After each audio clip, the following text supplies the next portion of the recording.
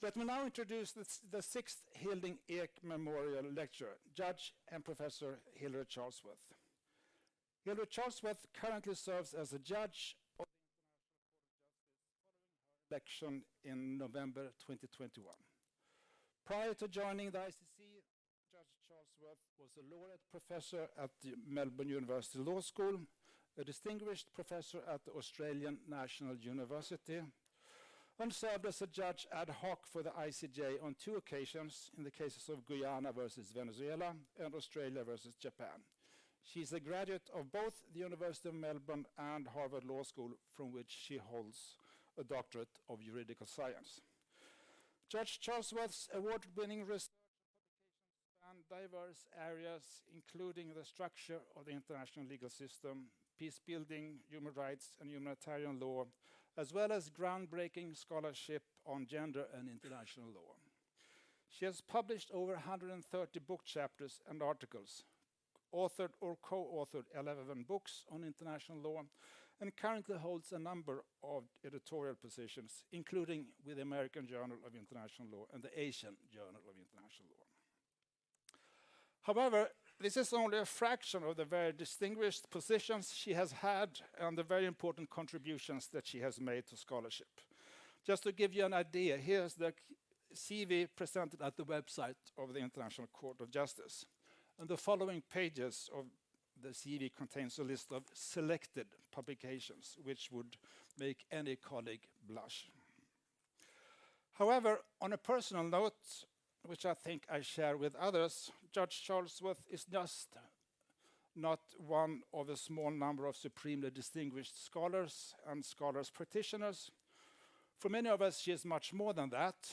In her writings, she has consistently held a human-centered approach to international law and done so informed by critical analysis, feminist and otherwise. While being theoretically very astute, she has never been esoteric. Professor Charlesworth has shown that it is perfectly possible to be both mainstream and newsstream at the same time, and that there is no necessary contradiction between contributing to and participating in the workings of international law and to critiquing it from the side. Since December 2021, Judge Charlesworth is not in the Peace Palace in The Hague at a time when the International Court of Justice is busier than ever with 22 cases in its docket, including of some of the most contentious international conflicts and issues: Palestine-Israel, Russia-Ukraine, US-Iran, Azerbaijan-Armenia, genocide in Myanmar, climate change, the war in Syria, and so on. Dear Hilary, we are now all very eager to hear what you have to say on the topic challenges facing the International Court of Justice. So please, the rostrum is yours. Thank you very much, Paul, for your exceptionally kind words. I had the pleasure of meeting Paul first when he was visiting the University of Melbourne Law School several years ago, and enjoyed his company and his work there very, very much. So let me, through you, thank the Stockholm Centre for International Law of Justice for the invitation, and also the Swedish branch of the ILA and the Swedish Institute of International Law as co-sponsors. I'm delighted to be here. This is my very first time ever in Sweden, so it's a great pleasure to be here. And I was very honoured to be invited to give this lecture in honour of Professor Hilding Eek. And you've heard from Professor Rongi about his sort of very interesting career. To somebody coming to study it, I was struck by the fact how much he'd done in the international arena. And his PhD thesis, which he presented in 1942, was on freedom of the press. And that led, he also had this distinguished journalistic career. So he was really a polymath. When I was looking for some images of him to show you, I mean, you've already seen the beautiful portrait, but I found this one. This is Hilding Eek on the left, and the other person is Douglas Fairbanks Jr. You have to be of some vintage like me, perhaps, to understand. This is a famous Hollywood movie star, but on the internet, I couldn't quite work out. I assume this was when Hilding Eek was in his perhaps UNESCO years or perhaps in New York, but it's a rather striking, and it's available for $42 to you on the internet, I discovered. And mine came from a less legal source, I think. So he had this interesting life, academic. Then he was there in New York working for the UN Secretariat. And later on, even when he came back to the chair here at the University of Stockholm, he kept up as a delegate, as part of the Swedish delegation, especially to UNESCO. And so he really maintained these connections. But he had also, I think, what is really striking today, because there aren't many scholars in his mold today, somebody who was really interested in both public and private international law. And he brought a very perceptive eye, I think, to both fields. And I must say, the pieces of Professor Eek's that I've read, at least, of course, I'm reading them in English, I was really struck by how lucid and accessible they were. Perhaps that's based on his journalistic experience, but really had a great gift in writing. But this doesn't mean they're accessible, but they're also full of subtleties. And what I was struck by in thinking about what I talked to you tonight was how they really show an impatience with narrow legal inquiry and an openness to sociological method. And I also liked his voice very much, and just speaking to Professor Bringnau, who knew him, of course, directly, it's confirmed that he was a very lively and gracious person, and he seems to be a natural pedagogue. Like my dear colleague Christine Chinkin, who gave this lecture a few years ago, I noticed that she had picked up one of his early articles written in 1965, International Law, the First Encounter. I was also struck by that and recommend it as a meditation on the relevance of national legal systems as a model for international law. And this is a tendency of lawyers to say, what do we want an international legal system to look like? Well, as close as possible to a domestic legal system. And Hilding Eek, in this article, counsels against what he calls misleading analogies from municipal legal systems. And he goes, I found this very appealing, he offers a very broad account of international legality, going far beyond that of, say, the famous John Austin's idea of law as a command backed by force. So he emphasizes international law's lack of formalism, and he studies what he refers to as its relativism or elasticity. And he's very interested in the way that broad concepts such as unequal treaties are used in international law. He's also, which I found very appealing, interested in the way that structural changes occur in international law, by which, and these are his words, old rules fall into oblivion and new rules struggle for recognition. That is very, very relevant to some of the cases the court has before it at the moment. But Hilding Eek was one of, perhaps because of his work with the UN Secretariat and then with UNESCO, he's very attentive to the role of international organizations as a critical dimension of the study of international law. And he's also, again in 1965, I was struck by the fact he was very attentive to the emergence of new states, enlarging the international community and really challenging traditional rules of international law. But what I was struck by, of course, I was trying to look for a link with the International Court of Justice, and I was very struck by the fact he's quite dismissive of the International Court of Justice. I'm trying to convince you it's very relevant. He's just basically, it has a tiny walk-on role, you might say, in his work. He notes in the 1965 article, and these are his words, that governments fight shy of the ICJ's compulsory jurisdiction. And he also notes that the absence of a rule of precedent in the court statute, he says, means that the common law of the international community remains uncertain. So I feel I should apologize to his spirit for choosing the International Court of Justice as my subject for this lecture in his honor. And I do so because that's the world that I know at the moment. And I think, looking at the prominence that the court has achieved in the study of international law more recently, I think that would have surprised Hilding Eek. And I think he would have been surprised by the flourishing of many new international courts and tribunals. I have actually another photo of this was his photo that was used to illustrate his Hague Academy courses, and it shows you another side of this gracious man. So when I first studied international law, which was in 1979 at the University of Melbourne, I was an undergraduate there, the International Court of Justice then was considered a white elephant. At that stage, it had a single case on its docket, a dispute on maritime delimitation between Tunisia and Libya, which had been submitted to the court by special agreement.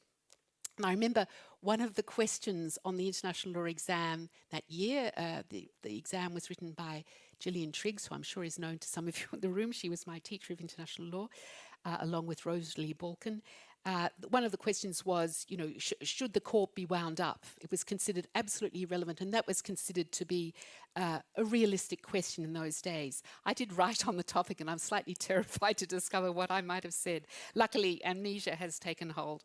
But I do note in 1979, after my exams was over, just to be complete, in November of that year, of course, the US filed a case against Iran in the wake of the Iran hostages case. So those of you who know a lot about the court's docket might think when I was actually studying the subject, there was only one case. So what we learnt about this institution was that the court was born of grand post-war hopes that international adjudication would achieve peace and stability. But the narrative was, and of course I'm not doing justice, I'm exaggerating a bit here, really that the court had turned out to be a massive disappointment. It had proved unequal to the demands of the third world states against colonial powers for the protection of human rights, most notably in its decision in the Southwest Africa cases. And this I managed to find, I'm sorry it's a little bit blurry, but this is counsel arguing in that case in the court. So those of you who studied international law will know this very famous case because the court was evenly divided on the question whether Ethiopia and Liberia, two African states to be members of the League of Nations, did they have standing to obtain a ruling on South Africa's performance of its duties as mandatory power over Southwest Africa, modern-day Namibia. And for Australians, this had some resonance because there is the president giving the decision. It's the one and only Australian to be president of the court, Sir Percy Spender. He had in that case, because there were 16 judges on the court, and that's another story why there were 16 judges, he had a casting vote. And the court was evenly divided, so the president gets to vote twice, and he decided the case against the two African states. Many of the new members of the United Nations from the developing world were really dismayed by the decision and lost faith in the court as a useful forum for dispute resolution. And that distrust lasted for many years, indeed some would say 20. But also, so that was one issue, but also in that era, at least from an Australian and New Zealand student's perspective, in the 1970s, we were very disappointed in the court because it seemed to go to great lengths to avoid calling powerful states to account. So Australia and New Zealand, you may recall, they had brought a case against France arguing that its atmospheric nuclear testing violated international law. And we, as a cohort, were very disappointed in the court's response, which we understood as basically avoiding the issue. We were taught that the court tried to avoid dealing with the merits of the case by finding that a press conference statement by the French foreign minister, rather casually announcing the end of the testing program, the court held, well, that creates unilaterally a binding obligation. I did find, so these are some of the French tests, and I found this photo in the court's archives of the oral argument during that case. And this is a close-up. This is actually not the Australian team, this is the New Zealand team. And some of you who know him might recognise a younger Ken Keith there, who went on to be a judge at the court, but he appears in his wig there as counsel for New Zealand. So this was another, for us, nail in the court's coffin, that the court had been so inadequate when actually faced with a real issue.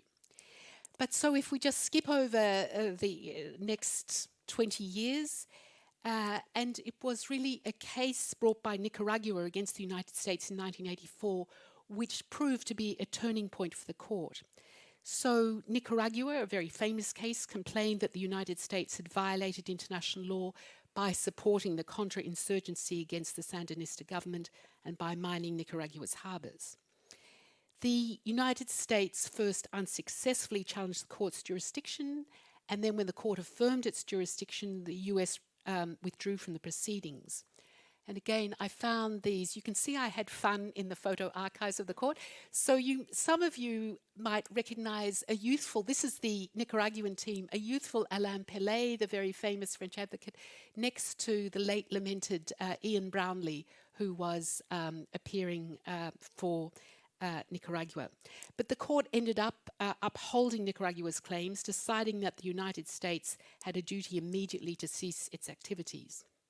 The court held that the United States action had breached, among other things, customary international law principles such as the prohibition on the use of force in international relations and the prohibition on intervention in the affairs of another state. And it decided that the United States had a duty to make reparation to Nicaragua for all the injury caused to it by the breaches of international law. So the significance of the 1986 decision was it was the first time that the International Court had ruled on a major state's violations of international law against a developing state. Sorry, I'll just go back. And so that was seen as very, very significant. And since the Nicaragua case, the court, as you're probably aware, has become a forum for the resolution of disputes from every continent. Recent cases submitted to the court include a case brought by Ukraine against Russia. This is the South African legal team appearing just earlier this year in the court. And these cases such as this one obviously thrust this elderly institution, of which I'm part, into an unaccustomed international spotlight. So what I've been struck by, the sort of sense of despair about the court as absolutely useless when I was a student of international law, to now we seem to have gone to the other side of the pendulum with great hopes expressed. And I was very struck by the title of a blog post about this case, about the court's provisional measures proceedings in South Africa against Israel. And this was written by a former president of the International Criminal Court. And his blog post was headed, "International Courts as the Last Hope for Humanity." So that's going completely to the other side. So against that background of the court being in the forefront of a lot of media attention, I want to consider three challenges that the court faces, and these are coming from a range of different directions. I'm going to talk about the increased number of cases before the court, secondly, the issue of the implementation of its judgments, and thirdly, the issue of the diversity of its membership. So let me start with its docket. Today, as Professor Rongi has already mentioned, the court's at its busiest point ever. We have 19 contentious cases from every region, ranging from land and maritime boundary disputes to allegations of racial discrimination, torture, and genocide. The court received 2 requests for advisory opinions from the UN General Assembly last year, one on the legal consequences of Israel's policies and practices in the occupied Palestinian territory in East Jerusalem, and the oral hearings in that have just been completed, and one on international legal obligations in relation to climate change. And last year also the ILO requested an urgent advisory opinion on whether one of its conventions enshrines the right to strike. So one story we could tell is that the court has a groundswell of respect and authority in the international community. Perhaps paradoxically, deep international political divisions that have hampered diplomacy and the work of the Security Council appear to have made the court even more appealing as a forum for dispute resolution. But the methods of work developed by the court and its predecessor over the last century are painstaking and emphasize considered deliberation. And That's the court, I hope, yes. So this is the only, those of you who know the court, this is the only picture I could find, or the most recent picture I could find, of the court in its deliberation room. In fact, we sort of live here. We've been living here for weeks on an end. This is, again, experts will spot this is an old court because the president there in the middle is Judge Yusuf from Somalia, who is no longer president. And in fact, our new president is this person here. You can see the most junior judge there, Judge Nawaf Salam from Lebanon. Many of the judges who are there, my predecessor on the court, my beloved colleague James Crawford, is here. So you can see that there's, since this is a photo of really 2 compositions ago, but it shows you the courtroom and the deliberation room where we just sit. We have these lengthy meetings, there are no coffee breaks, and we simply sit round and deliberate. So these are our working methods. So first of all, after oral argument is concluded, the oral argument always seems like a break because you're sitting there in court and then it's after that that the hard work really starts. First of all, the court considers a list of issues involved in the case. There's an agreement on those, but nobody is bound by that. Then judges go off and prepare individual written memoranda or what we call notes, setting out their views on the legal questions. Then after those are all circulated, the court meets over several days. It can be up to 5 days to hear each judge discuss their positions. So the court always begins in the deliberation room by starting from the most junior judge first and then building up to the views of the most senior. And finally, at the end of the first round, a drafting committee of 2 judges is elected with the court's president as chair. And then that committee goes off and perhaps over a month prepares a draft judgment. Then judges get the draft judgment and we have the chance to comment on the draft in writing. Then a new draft is prepared. That is discussed in what's called the first reading, again over 3, 4 or 5 days. And then the drafting committee produces a third draft. And then there's another meeting to go through that line by line.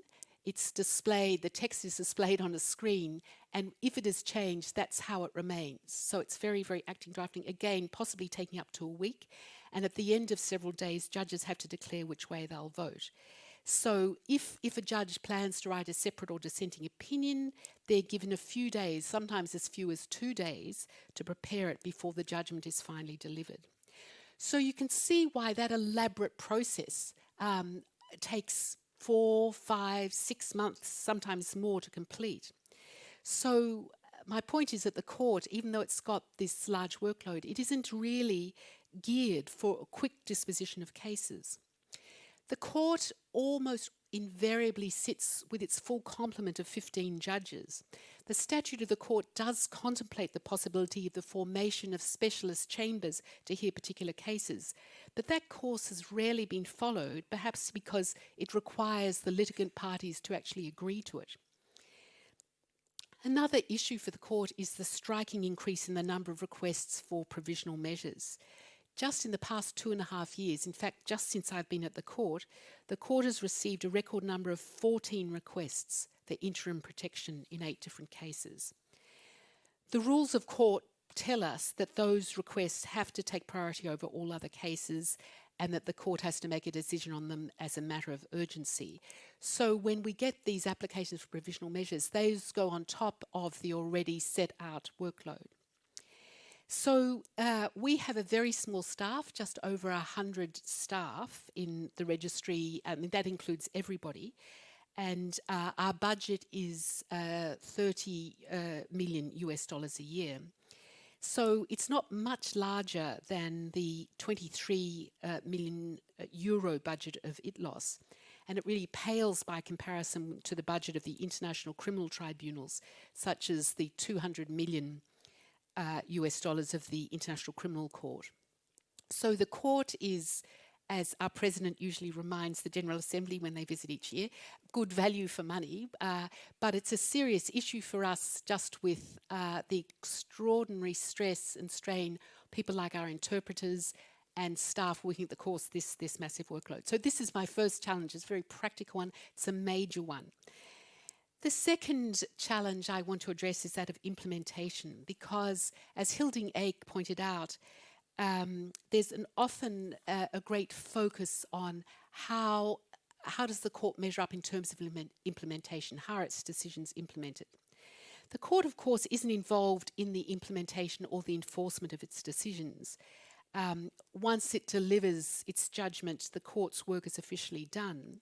So the idea under the UN Charter is that the implementation of the court's decisions falls on states themselves. First of all, the states parties to the case.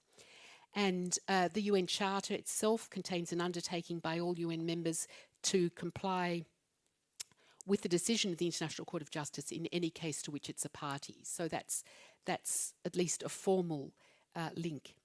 Article 94 of the Charter goes on to provide that a party to a case who's dissatisfied with the other party's performance, and the words are, may have recourse to the Security Council. And the Security Council does have the power to make recommendations or to decide upon measures to give effect to the judgment. But what's striking is that the Security Council has never once exercised those powers under Article 94. Of course, the use of the veto by one of the 5 permanent members of the Security Council can effectively prevent that avenue of enforcement. And I note, for example, that the United States used its veto power to block any action by the Security Council with respect to the enforcement of the Nicaragua judgment against it. So it's easy to look at the International Court of Justice, as I've noticed some press writing about it, just saying, really, it can say everything it wants, but at the end of the day, it can't enforce its decision. But it's important to be aware that there are various means and modalities for compliance. And sometimes I think there are more positive stories to be told where there's the assistance of regional or international organizations, including the UN. And quite a nice example of this, I think, is this case, a case that came before the court, a decision in a case between Cameroon and Nigeria on a land and maritime boundary. And you can see the proposed land and maritime boundary that the court came up with. It was very difficult to have that implemented, and after the court's judgment, that was delivered in 2002, and on the recommendation of the UN Secretary General, the 2 states established a commission for the implementation of the judgment. So it's a very interesting commission chaired by a special representative of the Secretary General, and it has several subcommissions and working groups. And here it is actually in action, setting the boundary markers there. So the Secretary General reports annually to the Security Council on how the Commission's going. But given that the decision was rendered in 2002 and here we are in 2024, you can see that it's quite a slow progress, but it is progress nevertheless. Now, some judgments are more straightforward and states are often willing to implement them. I think no state welcomes being found to have acted in violation of international law. So 2 years ago, the court awarded $325 million compensation in favor of the DRC for damages caused by Uganda in the context of an armed conflict that involved significant violations of human rights and the laws of war at the turn of the last century. But it's been reported, even though that's a massive judgment, it's been reported that Uganda has been complying with the judgment by paying the compensation due in instalments. So I take this heart from Hilding Eek's caution against measuring the efficacy of international institutions in the same way we assess national legal institutions. And I think what I'm arguing for here is a broader perspective on implementation and enforcement. So even though the Nicaragua case is often taken as fine in principle but a bit sorry in practice, I think that if we take a broader perspective on that case, even though in one sense it was a Pyrrhic victory by Nicaragua given the non-participation of the United States, but my Australian colleague Douglas Guilfoyle, in a very interesting article in the British Yearbook of International Law, he's pointed out in the context of law of the sea disputes between small and large powers, litigation like that might apparently look Pyrrhic can have long-term value. So we can see in retrospect about the Nicaragua case that it succeeded, I think, in undermining the legitimacy of United States actions. It mobilized international support for Nicaragua and created pressure for change in US foreign policy. So I think a more useful way of understanding judgments is not to measure how quickly or thoroughly they're implemented, but seeing them more as a thread in a fabric of regulation that needs to be woven with other threads that might include threads of politics, economy, history, public opinion, and culture. It's one thread in that can end up influencing behaviour. I think we can see a regulatory effect like that in the case of advisory opinions, which of course are not binding on participants in them. The court's most recently delivered opinion is in the Chagos case, the opinion delivered in 2019. And so at issue was the status of the Chagos archipelago in the Indian Ocean. And that's a map just reminding you of where it is. So you may recall the Chagosians had been all forcibly removed from the archipelago by the early 1970s, and they were prevented from returning as a joint UK-US military base was built on the main island of Diego Garcia, and that was, in fact, that is Diego Garcia. But Mauritius led a campaign at the United Nations to change the status of the Chagos Islands from that of a territory of the United Kingdom to a Mauritian territory. And one aspect of this was a case that Mauritius really, it lobbied very successfully in the General Assembly to have the General Assembly request an advisory opinion from the court. And there's the Mauritian legal team in the oral submissions during the advisory opinion hearings. And you can see the Mauritian permanent representative on the right, the very well-known barrister Philippe Sands, who's written an interesting book called The Last Colony, really on this case, and Paul Reichler, a very well-known American advocate. They were some of the Mauritian legal team. So in that case, the court found that the United Kingdom's continued occupation of the archipelago was inconsistent with international law. Now, the United Kingdom, perhaps unsurprisingly, had resisted the advisory opinion request strongly, but in the years following the opinion, political pressure on the United Kingdom has mounted from a range of quarters, and there are now some press reports indicating the possibility that the United Kingdom may negotiate with Mauritius to actually return the islands. So that's a longer term, perhaps not yet visible direct effect of seeking that advisory opinion. Advisory opinions can also be valuable sources of jurisprudence in national jurisdictions, and I always think in this context of a very important decision of the Australian High Court, our constitutional court, in 1992, recognising native title, giving land rights to Australia's Indigenous population. And in that case, the court quoted and was very much persuaded by the advisory opinion of the International Court in the Western Sahara case. Let me move on to the third challenge I want to discuss, which is the diversity of the court's membership. Now, the court is composed of 15 judges who must be of different nationalities. And the judges are elected by the General Assembly voting. That's last year's vote. I was in the room when that happened. I was up for election, so I was very conscious of that. So this is this strange voting system of the court.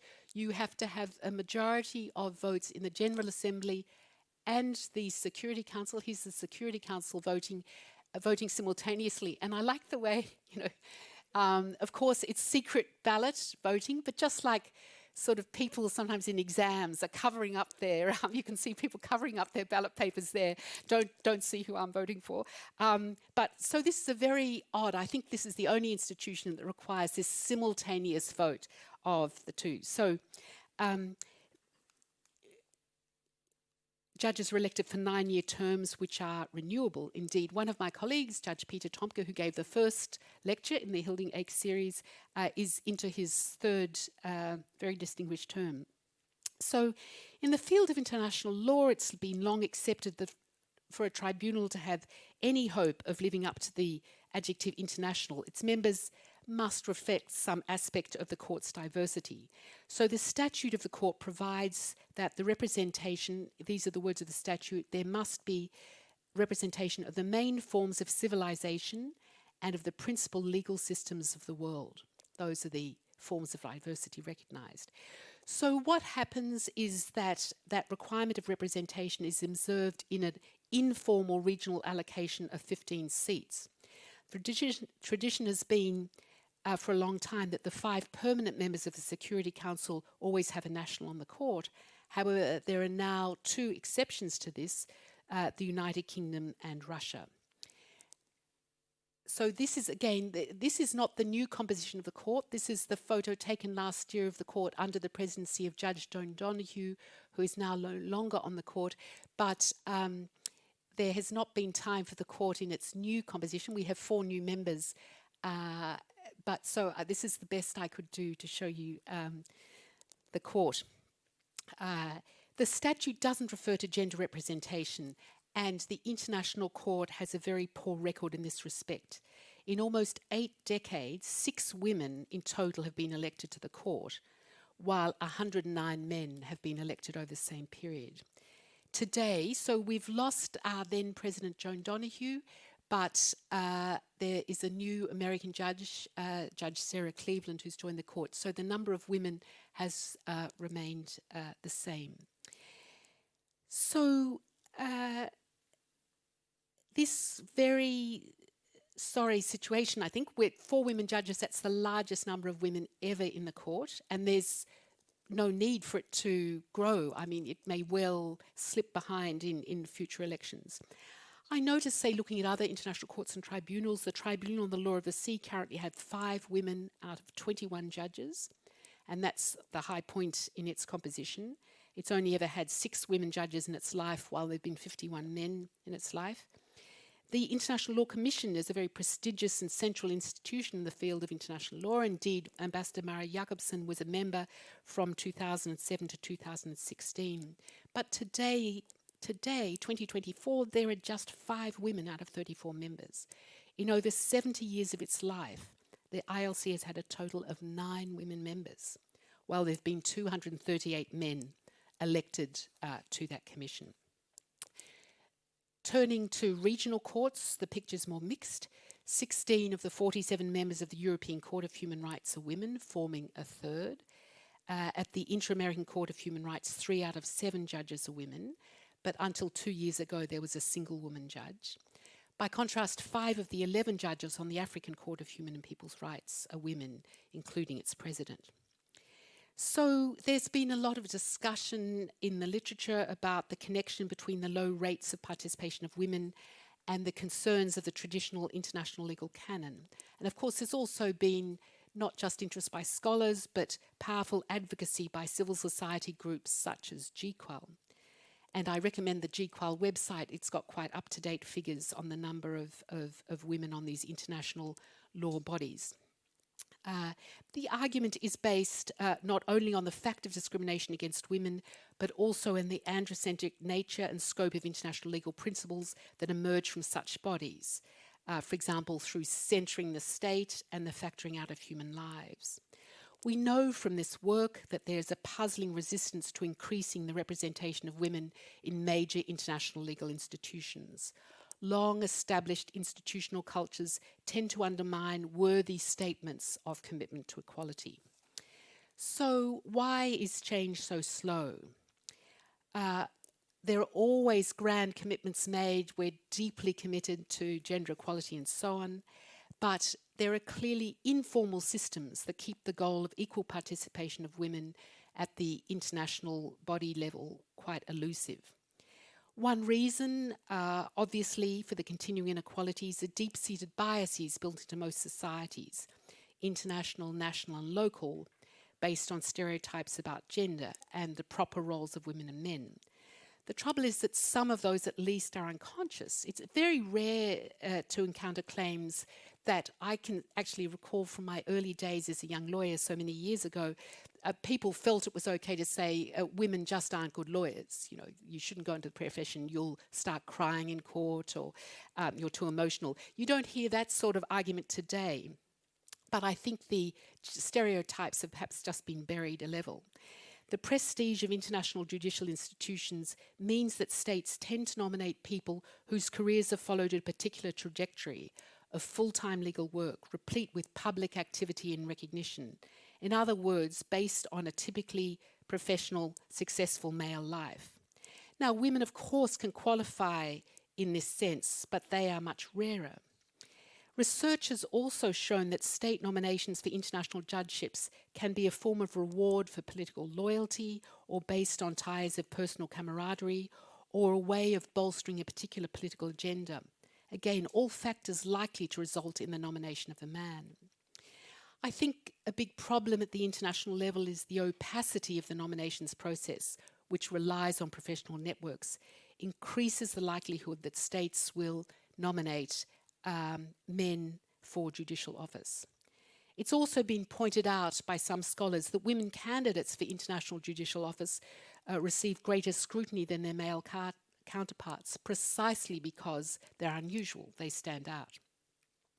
So where we do see some changes in international courts and tribunals are where the statutes, the constituent documents, call for states to take gender into account, or sex into account, when nominating or voting for judges. So the International Criminal Court Statute, Article 36, Paragraph 8, says, and I quote, "State parties shall take into account the need for a fair representation of female and male judges." And this is the new International Criminal Court, elected just a week ago. They have been very dutiful and got their new photo right up on their website immediately. And those of you who can count quickly will see that 11 of the 18-member International Criminal Court are now women. So that's a majority, quite striking. But just 3 years ago, in the last, pre-3 years ago, there were just 6 out of 18 who were women. And yet, a few years ago, half the membership were women. So it's not consistent, is what I'm trying to say. This number changes. But it's very striking that the International Criminal Court has achieved this milestone of majority of women with a woman president. So there is greater recognition of the idea that participation of women in the judiciary is important. But there have also been, especially, for example, at the European Court of Human Rights, some hostility engendered by attempts to increase the number of women. The Dutch diplomat Lisbeth Leenzaid, who's now a judge at the International Tribunal for Law of the Sea, has observed that as soon as there's one woman on a judicial bench, it's often thought that the so-called women's participation problem is resolved. The point is often accompanied by a rather circular limited pool argument, that the small numbers of women in prestigious positions are a direct result of the absence of enough highly qualified women. So the circularity of that argument, obviously, as Leenzaid points out, rests in the fact that women are not regarded as in the right pool, precisely because of exclusionary nomination practices that favour men from traditional international legal backgrounds. Françoise Tulkens, who was a Belgian judge on the European Court of Human Rights, has observed, and these are her words, "Behind this apparently neutral argument of competence and qualifications lies the expression of an entrenched discrimination." So I think that we can see, my point is that the scarcity of women judges in international courts and tribunals and lawmaking bodies is not only the product of, but also a manifestation of sustained and systemic injustice and discrimination. So what are the practical arguments for really paying attention to diversity on the bench? First of all, the obvious point that diverse perspectives are important in judging. I was struck by a series of studies that emerged after the pandemic, which in the medical literature actually, which showed that the best decisions emerged when people from a diversity of backgrounds and expertise were at the table. And that reduced the risk of overlooking important matters or falling into so-called groupthink. And it seems to me that observation is equally applicable in the judicial context. So I'm quoting the Belgian academic Freya Batens here, who's observed a bench where judges represent multiple perspectives along different aspects of their individual identity will allow for a better understanding of arguments and aspects of a dispute. So one thing, apart from anything else, is that the inclusion of more women in the international judiciary will bring different life experiences to the courts and encourage different methods of working. I don't want to make the argument that having more women will change the substance of judicial decisions. There's a lot of research on this. More women, will we suddenly get a better form of justice? I think studies of national jurisdictions differ. The area of law is also in question. And there is a branch of the international legal literature that studies, particularly in the area of international criminal law, the decisions of women judges, and famously the effect of Judge Navi Pillay in the Akayesu case, the case from the International Criminal Tribunal for Rwanda. So it's sometimes said, well, that's why we need women, because they will pick up things that men miss. But it seems to me that's a dangerous argument if we start saying we need women on the bench because they will pick up things that are missed. There's an idea that there's somehow a fixed essence to women, that women are going to be aware of the same issues. So what's, I think, more striking is that given that in order to be appointed or elected to the bench, women tend to be steeped in the culture of the relevant legal profession.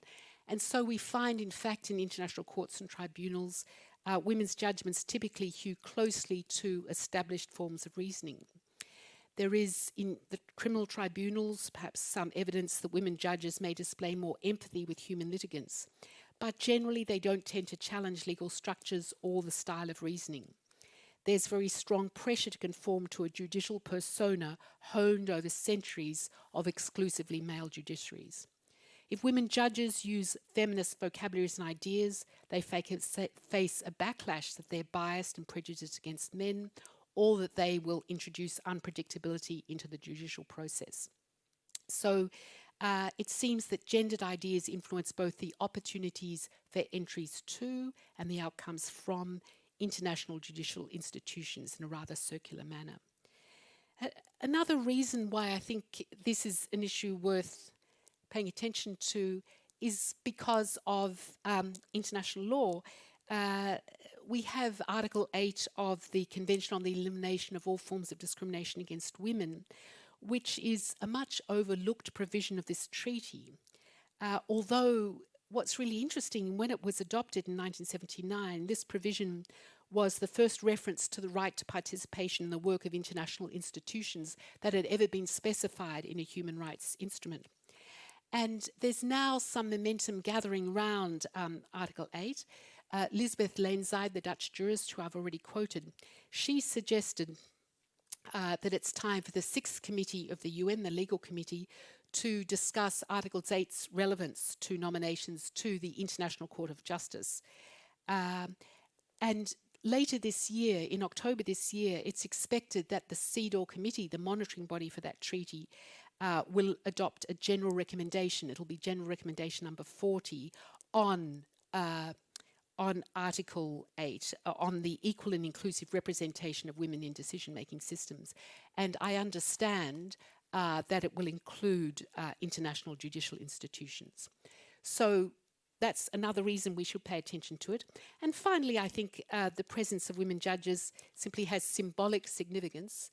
And this was the photo I found of 4 of the 6 judges who've been on the court. You'll recognize perhaps Judge Rosalind Higgins, the first woman president, Judge Julia Sebutinde from Uganda, who's now vice president, Judge Joan Donoghue, our former president, and Judge Shui Hanchin from China.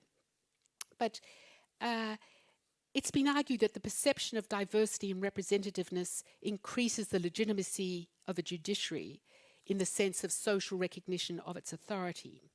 So the idea is if a legal system reflects the makeup of constituents, it will increase trust in the law and it's claimed to generate a more just rule of law. But I think it certainly sends a powerful signal that entry to the judicial profession is open equally to both women and men, expanding the career horizons of women. And I do want to pay honour to the Nordic countries, since I'm here today, have been really impressive in their attention to this issue.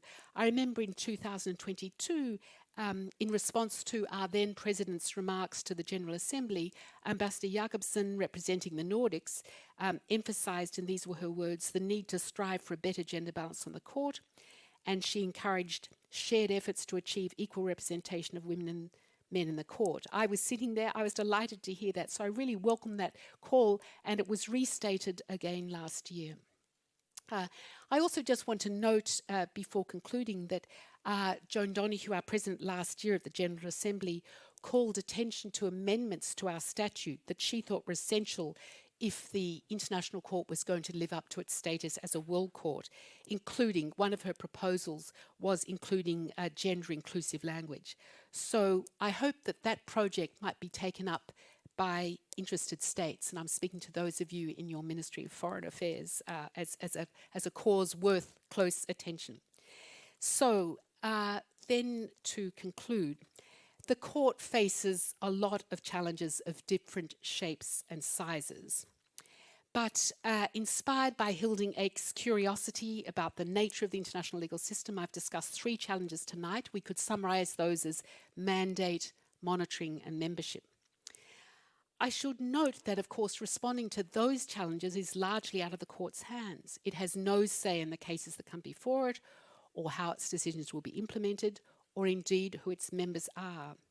The court actually relies heavily on states and its champions in civil society to support it. And I think this is where Sweden and other Nordics have long played a really important role in that respect. For its part, I think the court there are certainly things it can do. I think we can do a lot more to revise our procedures to increase efficiency. And of course, also we have the standing task of ensuring that our judgments are persuasive. I think Hilding Eek would be surprised, perhaps, by the court's prominence in studies of international law today, but I expect that he would encourage us to take a broad view of how to influence international behaviour and not to assume that is solely the province of law or indeed an institution like the court. So I think he would be open to the analysis that the International Court and its jurisprudence is, I've already used this image, it's producing threads for a tapestry of effective regulation in the sense of influencing the course of international events. But we always have to have a real humility here and recognise that it's sometimes international law and court-pronounced law is a rather fragile thread and is only going to gain strength when it is caught up in partnership, it's woven with other threads to create a wonderful, strong tapestry that will effectively regulate international society. That's the end.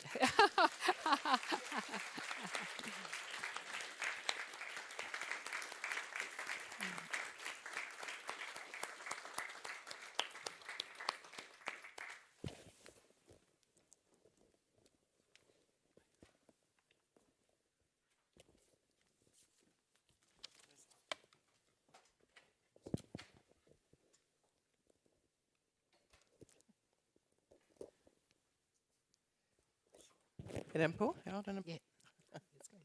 So, thank you very much. Do you want to take a seat or do you want to stand? Wherever, yeah. Whatever, you can sit here. Perhaps not, yes. There's no chair. No, I'm sorry.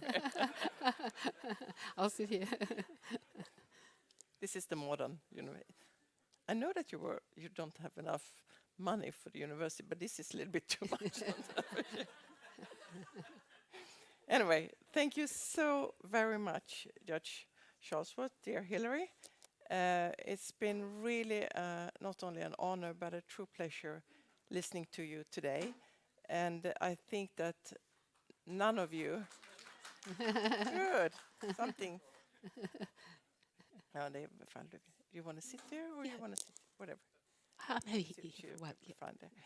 So it's and I think that for those of you who have taken the opportunity to come here and to listen to Judge Charlesworth, I'm sure that you're not disappointed. The better a better introduction and inside information about the court, and also the gender perspectives, you cannot get it anywhere else. So we're glad that so many of you made it here. I have a role as a moderator, and I don't have any panels. So you, my dear colleagues and friends here, are the panel. And I have two aspects that I would like to raise with you, but and one relates to a little bit substance, and the other one relates to what you just finished your lecture with. So let me perhaps I should start with the last one, while we have that in fresh memory, the question of gender. And I'm so glad that you made reference to Article 8 of the CEDAW, because I've tried to do that for decades. And I've also argued that there is an obligation not to exclude women, and there is a claim for women to request a right to participate, not only in international organizations, but also on more sort of local, domestic level. So I'm very glad for that. I did know that Lisbeth Leinsard, colleague and friend, had engaged herself in this, but I'm not surprised, and she normally gets what she wants. So that's very promising. When Paul referred to your work previously on feminist approaches to international law, and for those of you who have not read the really, really important article in the early 90s, which was in 1993, which has the title "Alienating Oscar." You can find it. You should do it, because it's very funny, and it really describes how it all started, the process, and how many people were afraid that we cannot talk about feminist international law because we can alienate Oscar, and Oscar would then be Oskar Scherster, the one and only Oskar Scherster. And then, of course, you have worked together with Christine Chinkin, and we had the privilege of having her here a few years ago. And in that context, I like to refer to something that you together wrote in your book, The Boundaries of International Law, a Feminist Analysis, and that's from 2002. I will not hold you accountable for every word in that, but I find it very interesting, because you have a chapter in that book which refers to peaceful settlement of dispute and the importance of including women in dispute settlement procedures. And you also addresses dispute settlement in a much wider perspective than just International Court of Justice.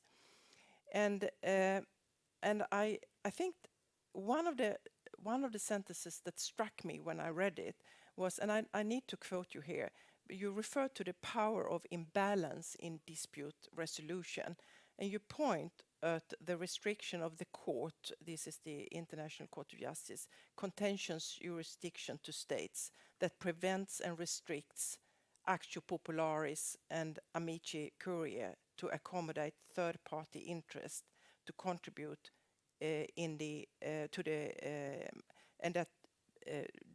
that leads to a marginalization of the powerless groups that do not have access to the courts, because the court is only available for states.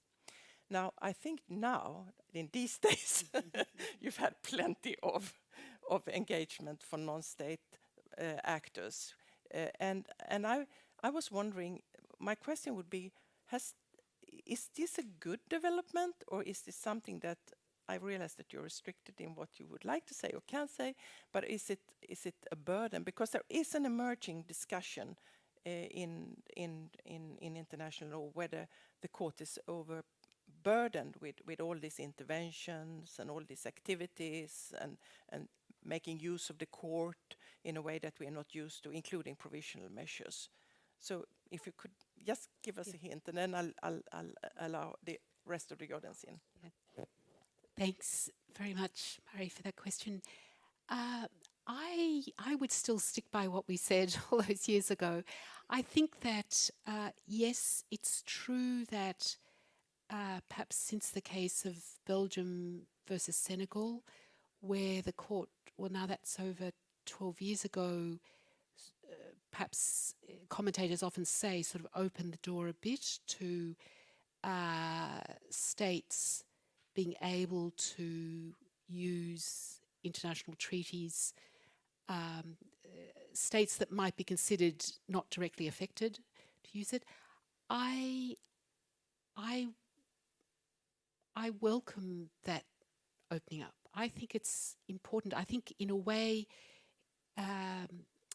it's not a good legal principle to design things around cutting off cases for the court. So I admit, as I was saying, we have a practical problem of too much work and the stresses and strains of that. But I think we have to address that in other ways. But I think the development of legal principles, say from the Southwest Africa cases, which took such a narrow view of standing, to the broader one that we have today, that seems to me to be in principle correct, even if it's causing practical problems. I think sometimes ideas about limiting the court's jurisdiction are based too much on practical considerations. But yes, so that would be my view of it. So I would, not everything that we said there would I necessarily endorse today, but I think that side of it. And of course,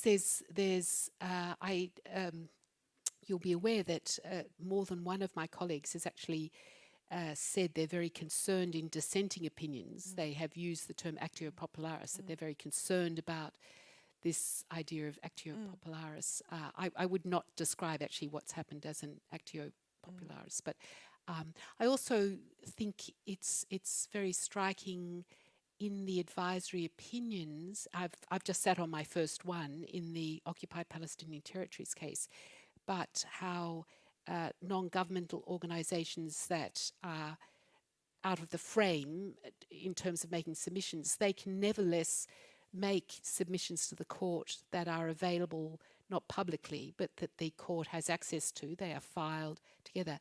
And that's been very interesting to see some of the, I think the input of civil society, perhaps in an indirect way. They don't get to appear in court, but they still are capable of submitting their views. And that seems to me to be a very important thing. And I think the court benefits from that. Thank you.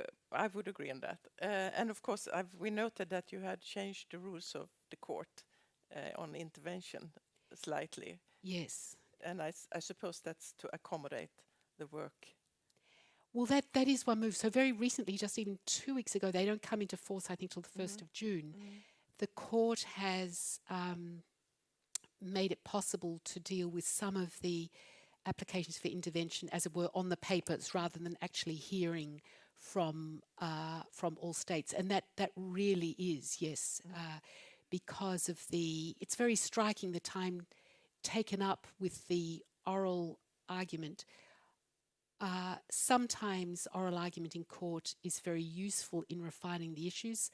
Sometimes it is very repetitive, and I think states always fill the time available. It's very, very rare for a state to say, we've said what we want to say, we're going to sit down now. They will not let go of that podium.